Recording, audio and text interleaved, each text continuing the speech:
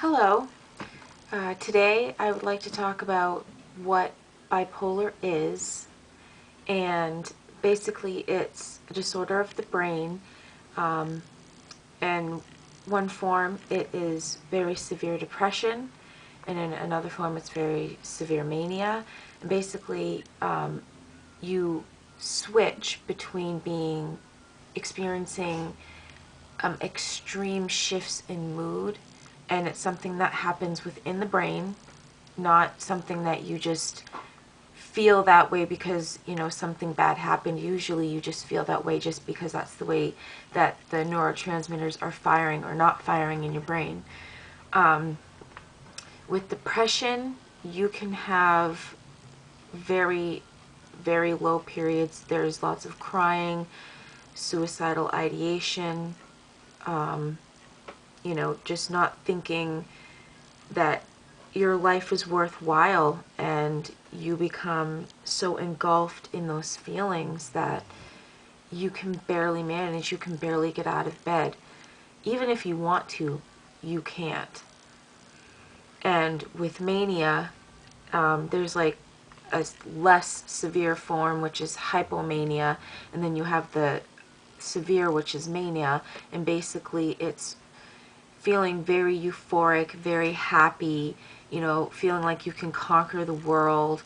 It's just this overpowering feeling of, it feels really good, and you don't think that there's anything wrong with that because the choices that you're making in that moment, they might be very reckless. They might be driving very erratically or spending money here, there, thousands of dollars, not even caring about your credit score or bills you got to pay.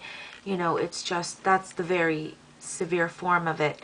But, it feels very good. So you don't usually seek help when you're in a good mood or feeling good about yourself or your life. That's just not how bipolar depression works. But that's how severe it can get. And for me, I actually was very productive when I was in a manic episode a couple years ago when I started college. I was up all night. I had tons of energy. I was joining clubs. I was doing like all kinds of things for the school. I mean, I was taking on all these responsibilities, and I wasn't eating well. I wasn't sleeping properly, and I had all this energy, and I put all my effort into my schoolwork. I mean, when I woke up, as soon as I could get to the college, that's when I went. As late as I could stay, that's how late I stayed. I would even go on the weekends, and I would study at home all the time. Now, that was very productive when I was feeling like that, and behaving in kind of not a too healthy way. And then when I changed schools and went to a 4-year college, things kind of became different for me. Things started going downhill. My mood I started going into a depression.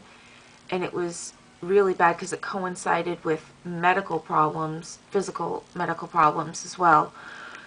And it wasn't all that great, although I was lucky, I guess, because I didn't really think about suicide. I did a few times, but it wasn't something that I ever acted upon or anything like that. So that is just an example of, bipolar mania and depression. Oh, also with the depression, my grades were going down. The way everything in my life was going down. I actually had a mental breakdown, and I started having delusions. And I also, on top of it, suffer from psychosis. So basically I have bipolar 1 with psychosis, and sometimes I see and hear and feel things that aren't there. And so that can be part of depression, the psychosis. It can be part of mania, and it can also be part of depression. So anyway, that's basically bipolar in a nutshell. There are, if you go online, there's lots of websites that have the specific symptoms of bipolar, the mania, the depression, and lots of information pertaining to the brain and, you know, just anything you can learn about bipolar people's stories and documentaries and things like that. So I encourage you to go online and look up the symptoms and the causes and the treatments and all that stuff and educate yourself. All right, well, until next time.